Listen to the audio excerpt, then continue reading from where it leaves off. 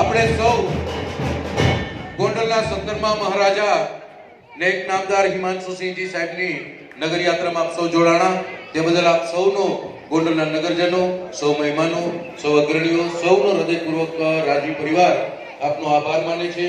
આજે આપણો 17મા મહારાજાનો રાજતિલક મહોત્સવ અને ત્યારબાદ નગર યાત્રા આપણે સૌએ ઐતિહાસિક ક્ષણના સાક્ષી બન્યા, તે બદલ આપ સૌ અહીંયા પધાર્યા, તે બદલ આપ સૌનો આભાર છે।